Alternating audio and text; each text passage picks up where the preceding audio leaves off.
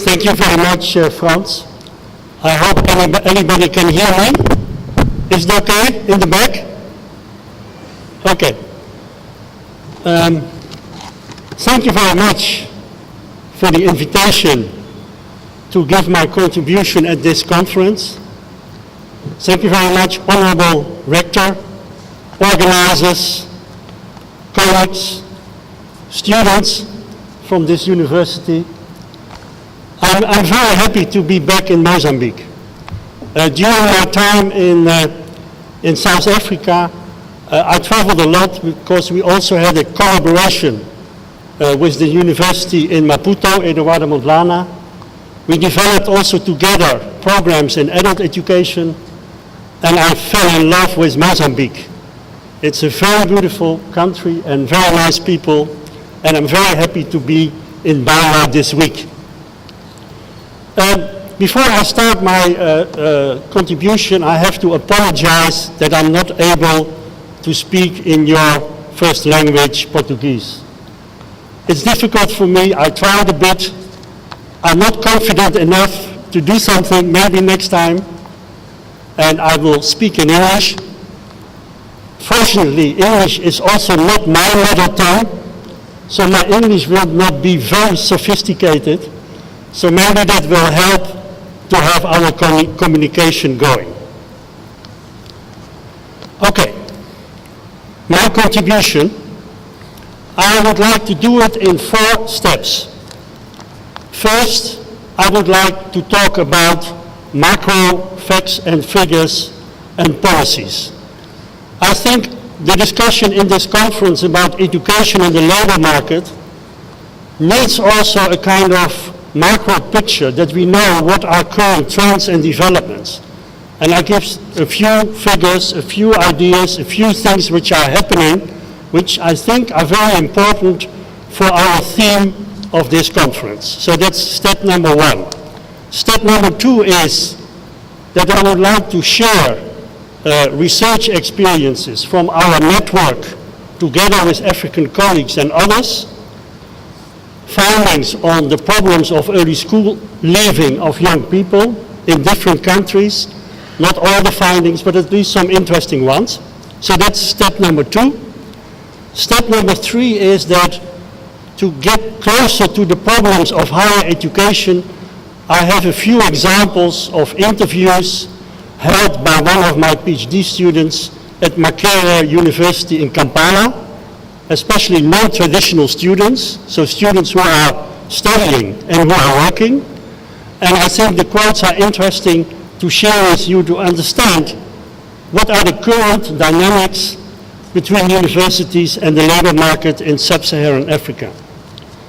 And last but not least, I will end with a few suggestions in terms of a few practices to change a few things and to get some inspiration and some future ideas. So that's the structure of my contribution. Let's start with a few figures. First of all, we have to look at population growth when we talk about education in the coming decade. And as you see in this overview, sub-Saharan Africa has a fertility rate quite high compared to other parts of the world. You see also some differences between the countries, and I will go quickly through it. To give you a comparison with Europe, you see here the comparison between Uganda and Italy. And you see the picture is quite different. You see that Italy is almost a Coca-Cola bottle, and Uganda is a very steep pyramid. And that shows you that there are different things happening. In our countries, in Europe and also in China, because of other reasons, we are dealing, and we have to deal with a growing older population. A very big part of our population in 10 years will be very old.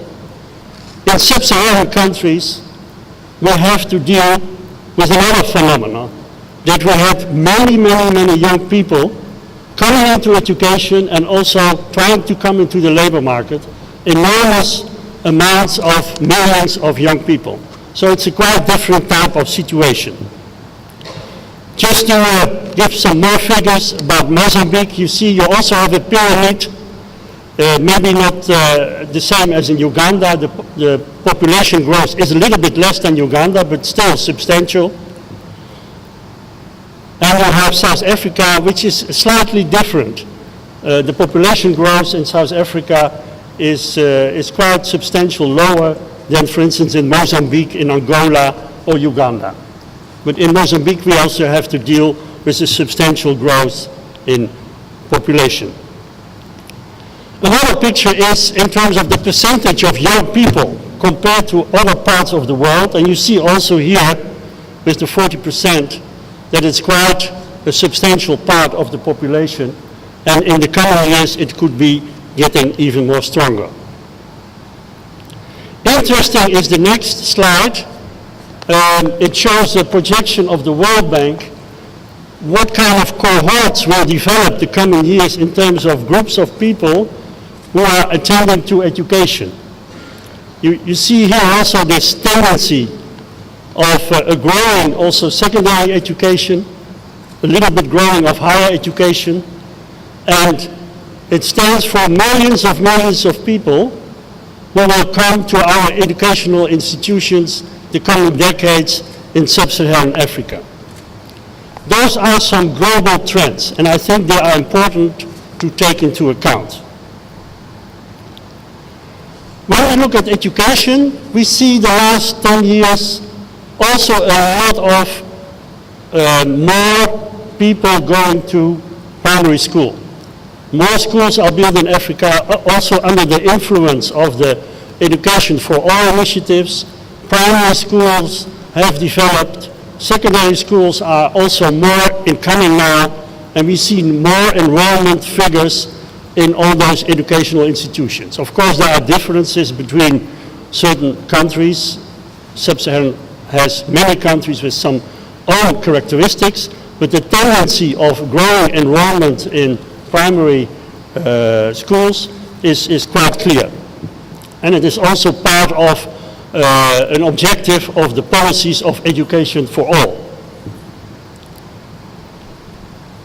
And when we look at unemployment, although I have to say it was difficult to find good unemployment figures, maybe that's part of the problem, but it looks like that youth unemployment overall is very much progressing and is outnumbering adult unemployment in general. So it's above the line. It goes to more youth employment compared to adult unemployment. Of course, the discussion about unemployment in terms of is unemployment only people who are not working in the formal labor market? What do we do with the informal labor market?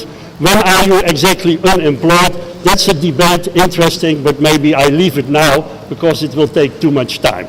But the tendency of more groups of people unemployed, many young people on the streets, is very clear, also visible in all kinds of statistics of the World Bank, UNESCO, etc. Good, then I go to the next step. I said already something about education for all, and 2 years ago I was at a conference in Paris, and there was a kind of in-between evaluation, midterm evaluation of the education for all goals worldwide, but also sub-Saharan Africa was on the table.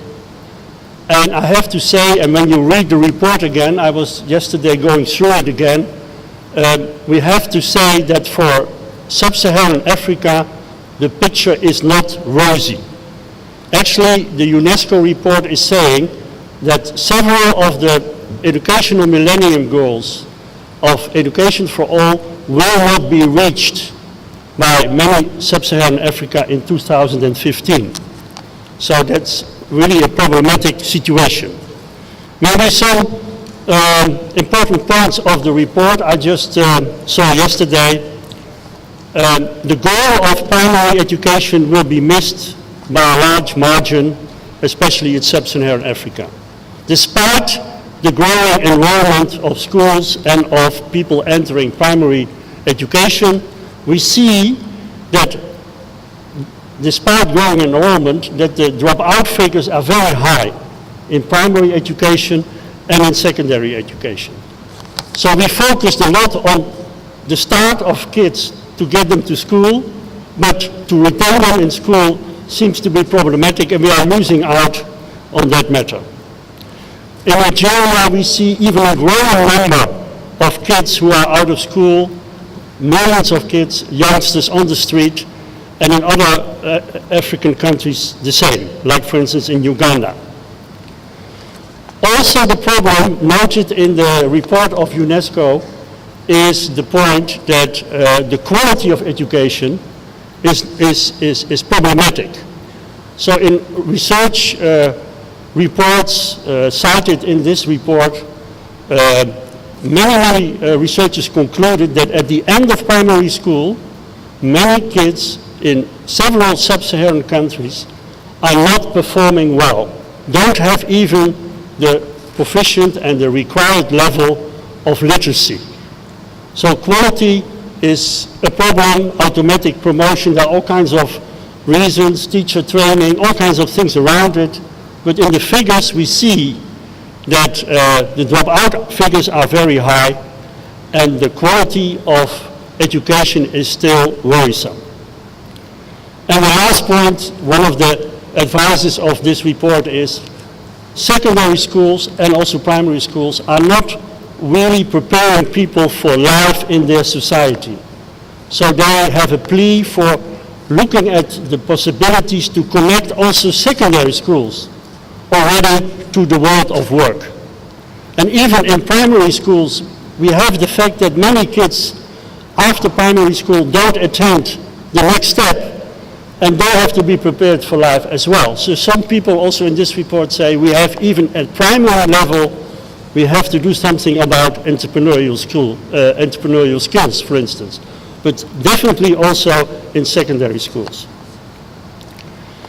So this is more or less the first step to bring you on board in terms of general trends. Population growth, younger generations growing, education developing with problems in terms of enrollment and keeping the enrollment and attainment of those people in school, and also problems with the link between education and the African society and work. So that's the first step. Now I go to the next step, a little bit more concrete. As Frans was saying in his introduction, I'm very much involved in research concerning the issue of youth education and work. And in 2007, we developed a network together with colleagues from Uganda Martis University and also Mzumbe University in Tanzania, because we saw already this problem, this general trend, which I just sketched you before, we saw already that coming. There was a lot of information already that young people get unemployed, that education are pushing out young people, that we don't keep the people in the system, but we are pushing them out. So we developed a network. It's an open network of staff members, students, people in the field. We developed trajectories in research, staff development. At the same time, I started also doing research in the Netherlands, because it's not like Sub-Saharan has all the problems. Also in the Netherlands, we have problems with the disconnection between education and the labor market. And I thought it's good also to do research in my own country, not just to come to Africa to look at the problems there. The colleagues in Africa can do their own research, and I should also do my research in my own province, and maybe we can learn from each other. So in the network, we are not only concentrating on Africa, but also on Europe and other places in the world. There's also some subsidies. We always have to fight, of course, to get money in, as you know. That's part of life in this type of projects. Okay, how far are we? Just a kind of summary in terms of what we are doing. So we have already produced with colleagues from the universities, local master students, and also master students from the University of Groningen, more than 35 theses around this whole issue, pushing out and how to come back. We have already completed PhD studies, and a few are also in progress. We work on capacity building, and we publish the last few years quite regularly in the International Journal of Education and Development, journals of lifelong learning and education, comparative education, and those are all publications, joint publications between staff members from our university or students and staff members from African universities. We have also new partners in South Sudan, in Kenya and Ghana, and also we work closely together with Columbia University in New York, because a colleague there is also busy with youth work and education in the Bronx and Harlem, and is working with the disadvantaged African and Latino part of the population in New York, who also have problems to survive and also have problems to enter the labor market. And last but not least, we have, of course, our publications, and we are developing also partnerships between vocational education and enterprises. So maybe I can even give a small answer to the question we had before from, I think, one of the ladies here. How can you have a job, and when they ask for experience and you are just graduating, how do you get this experience? The project in New York has an interesting approach where they go first to the big firms like IBM and Prudential, make an analysis of what do those firms need in terms of profiles, in terms of qualifications, but exactly also on the level of skills. From that point of view, they develop an educational trajectory tailored to this company, not in general in terms of a degree, very much tailored to this company. Then they recruit at high schools or community colleges, and the people are entered the course, and the employer is there, and from the beginning the people know when they perform well they will get a job in the company. So they are trained in the technical skills, in the soft skills. After 6 months they are already working for 3 days a week in the company. So when the course has ended, they have already experience, and the employer has already worked with them, and the university organization is guiding it, supporting the employer when there are problems, so that it becomes an attractive deal for the employer to deal with it. So those are interesting learning experience, I think, for our discussion. Not to think from, we make a curriculum, let's see if we can find somebody, but first to make a profile, what is needed, then to develop an educational training program, then recruit people, and then from the beginning, the reality of the labor market bringing in to the process and making the employer also responsible for the outcome. So that's an interesting experience. Okay, I want to share a few of our findings. I think it's interesting to share a few things before I will say a few things about non-traditional students in Uganda. I always share our results by talking about understanding the problem of early school leaving, what are indications for successful programs, and what are elements for conducive policies. That's a way of organizing it. I go quickly through the main points. In terms of understanding the problem, when we talk about early school leaving, our research shows that's a very complex issue. It's not only one variable causes early school leaving. Societal, school, family, gender, health, and social cultural related factors are playing a role. And even I have to add maybe political factors. And as you know much better than I know, in several sub-Saharan countries we had wars. You had your war here in Mozambique. So many kids couldn't go to school because of the war. In Uganda we had Kony and his rebel army, and he hijacked many kids on their way to school, and their school careers were completely disrupted So we have in the Congo and in South Sudan similar kind of processes of people who are either not enrolled or are just after a very little of education are outside education. So early school leaving is also a result of political unrest about rebels and violence. Second point, poverty is across the line. You cannot deny it. It's always playing a role in the back. Be it in terms of kids go to school without food, be it for that people cannot afford the fees, be it for other things, or maybe they have to work at home for the farm. All those things are related also to the enormous poverty in rural areas, but also in the big urban centers of sub-Saharan Africa.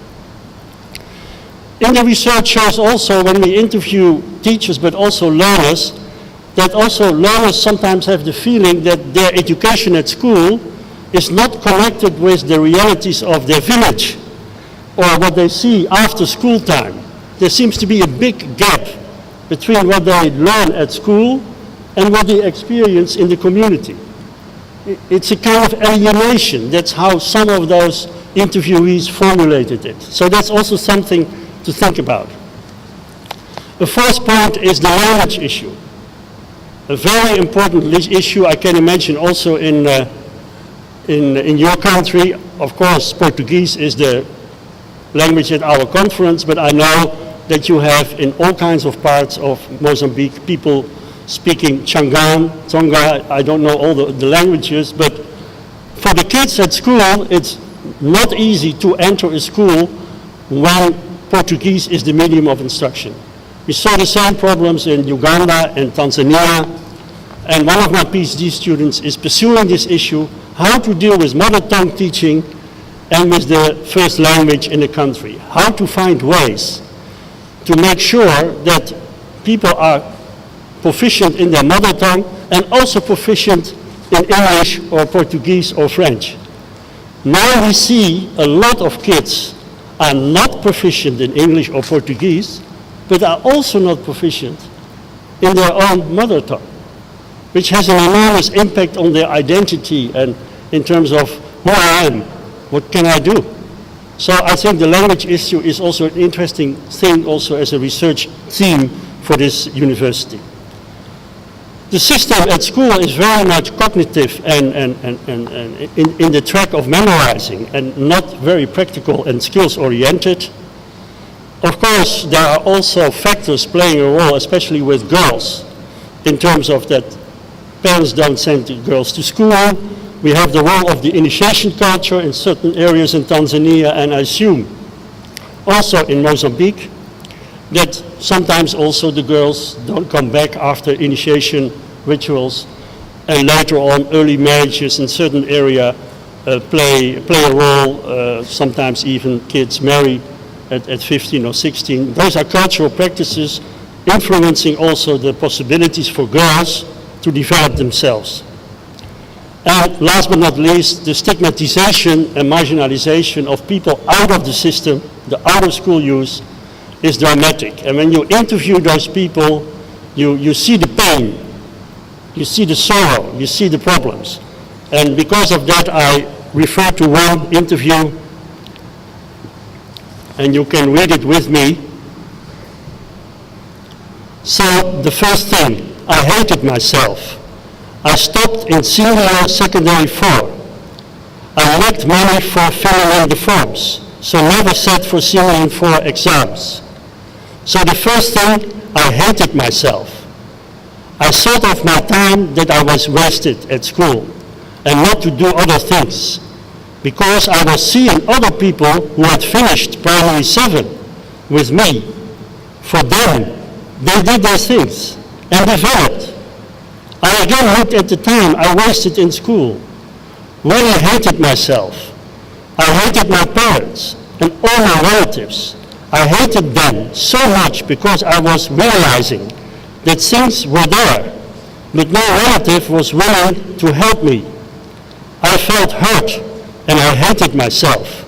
And now it's not easy to get jobs. This is one of the interviews of narrators of early school leavers, which is part of the PhD, completed PhD of Cosmet Tukundane in Uganda. And it gives a good picture of many of those interviews, how deep those people, how desperate they are. Then we go to the next level, understanding the problem in a way. We go to the step, what are successful programs? What are success factors for programs bringing youth into the education track or in the work track? First of all, prevention and support are important. So we should not only look at what can we do in schools and training centers and universities to keep people in school and to prevent dropping out. We also should invest in what to do with people who are already out of the system. Millions of Mozambicans are out of any educational system. We cannot neglect that part of our responsibility.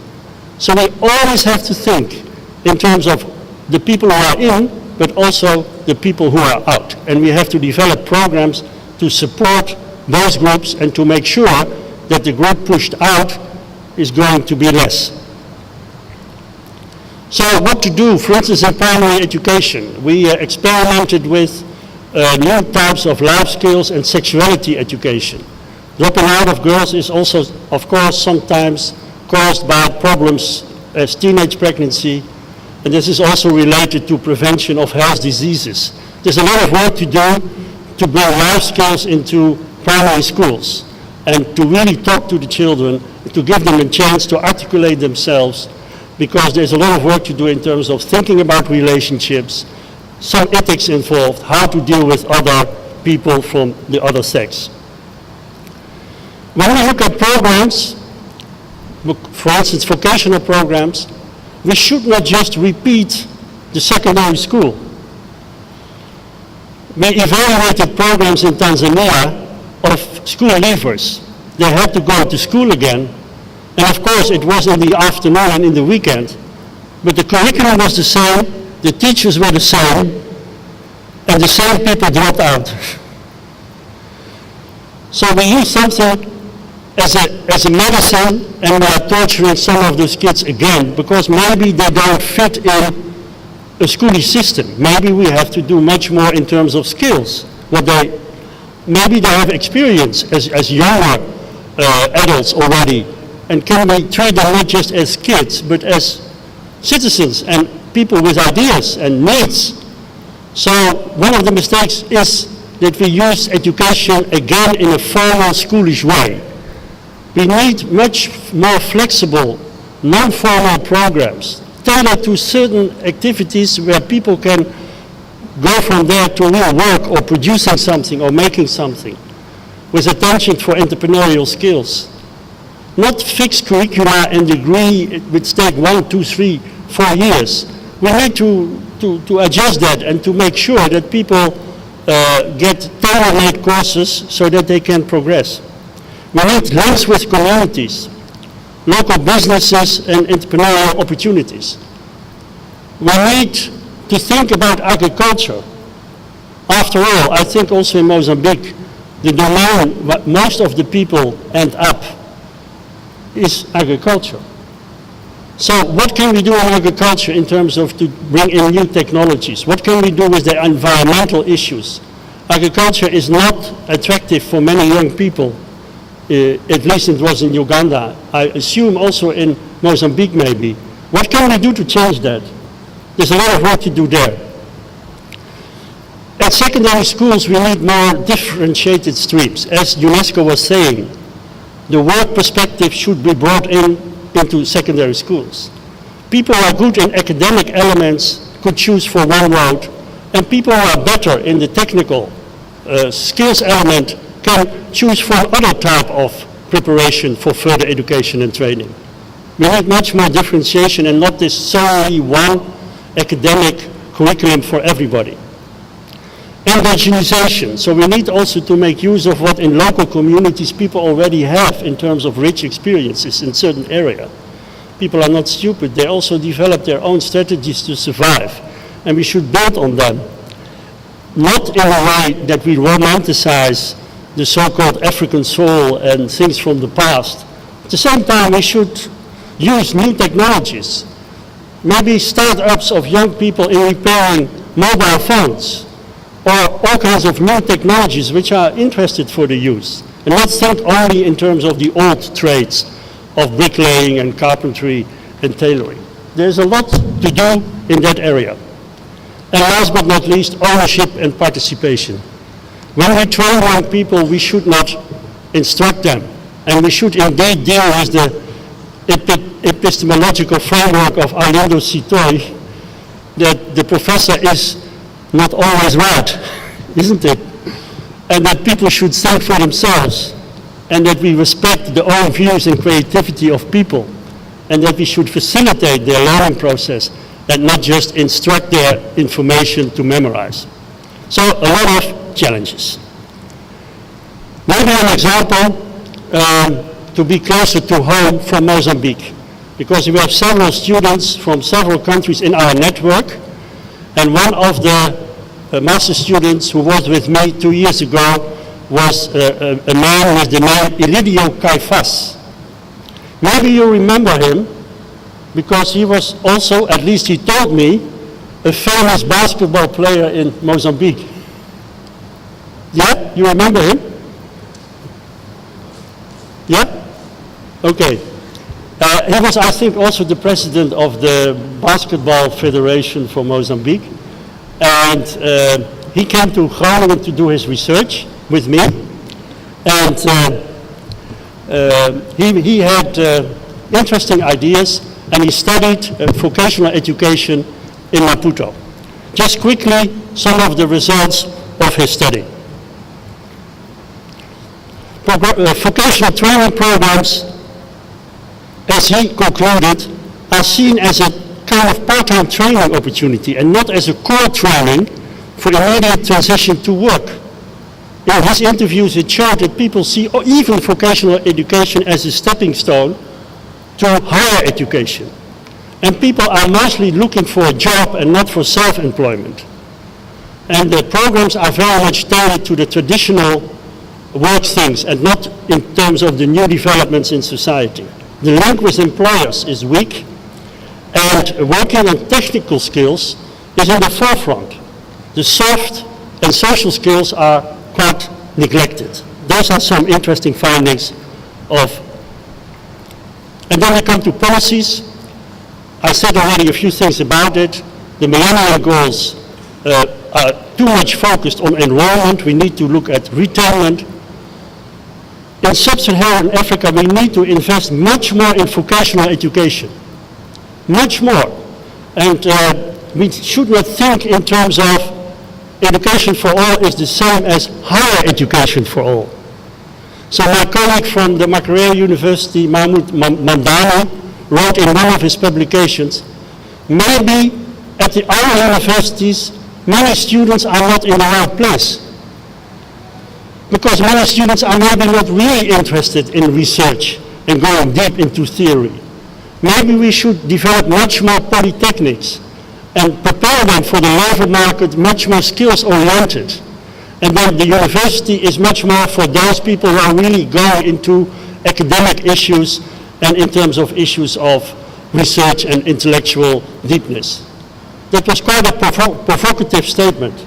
He was saying we have to rethink the mass education now in universities, that people are going for degrees and are maybe not really interested in the core business of a university. We have to create other opportunities for them. And of course, we need partnerships with communities, etc. Okay, this is the last part. This is a summary of what I was trying to say, the burden of educational exclusion. You see at the bottom, we have still to think about people who are not enrolling at all in education. I refer to the politics and the problems in certain countries.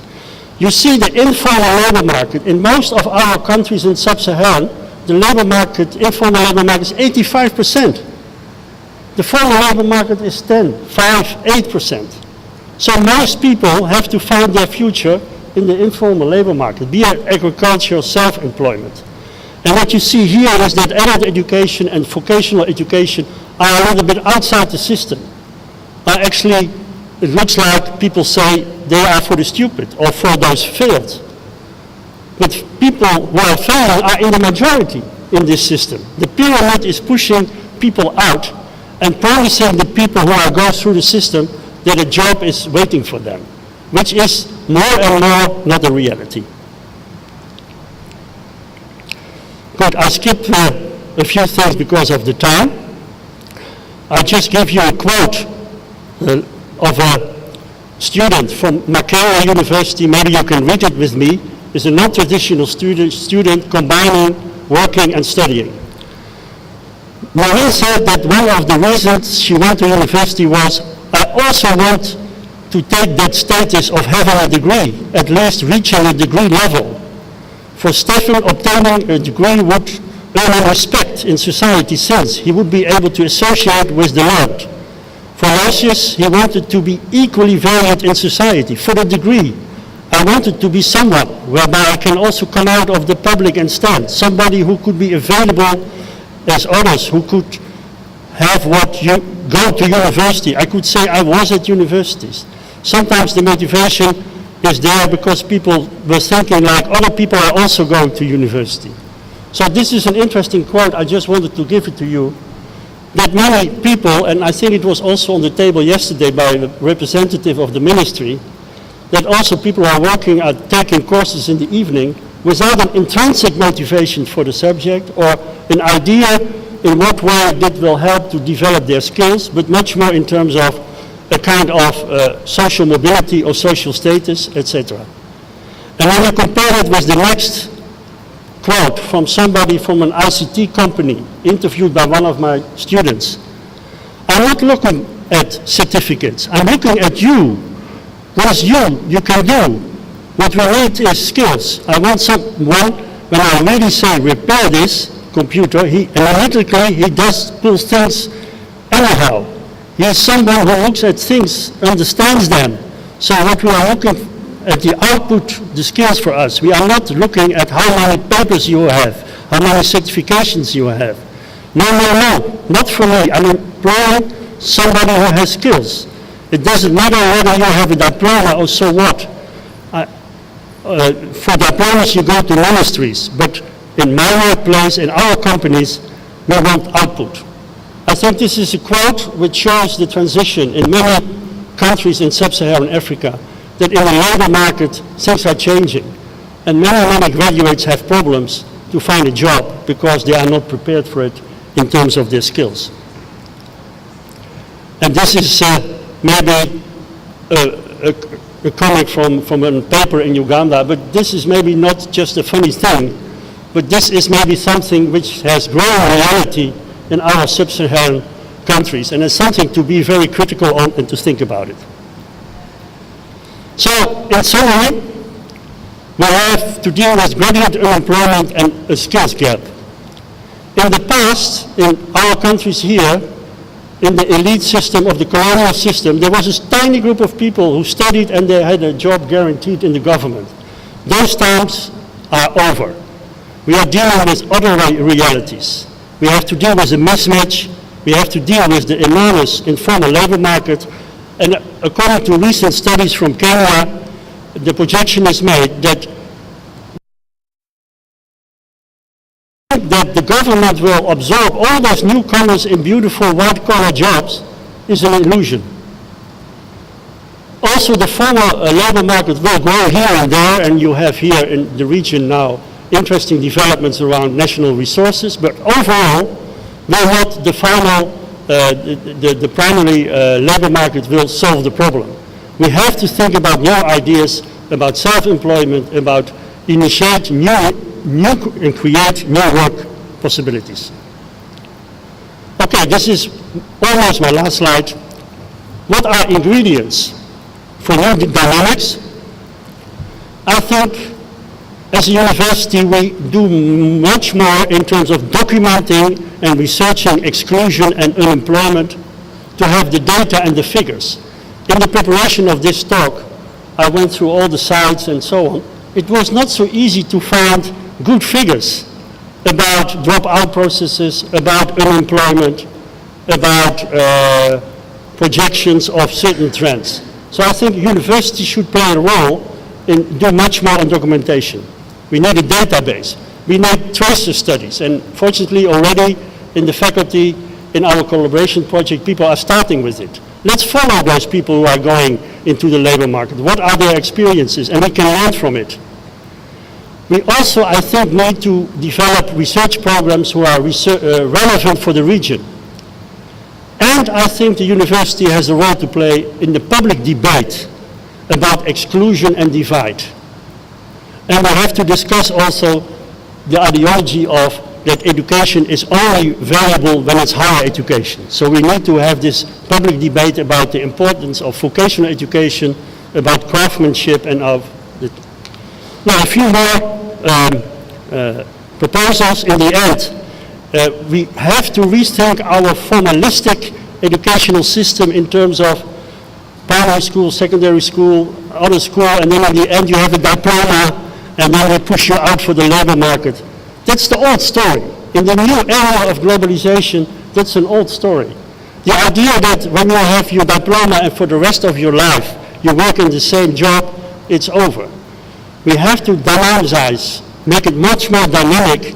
We have to think more in lifelong learning, a more flexible combination of education and training, and even at a later stage we have to think about the majority who need to be retrained, who need to be have access to education and training. Maybe not in the schoolish way, but more in a flexible way, and in a way that is also connected with reality. We have to do much more in guidance and counseling at schools, not on the psychosocial side only, but we also have to talk to kids in secondary school, not what do you want to know, to become later. We also have to inform them what are the opportunities, what is the reality, what is an illusion to think. How can you deal with the reality? So the reality of the labor world should come much deeper into education as it is now. Sorry for jumping over. I come to my final question. That's just a question to think about. How much educational exclusion can be afforded by our societies? Obrigado.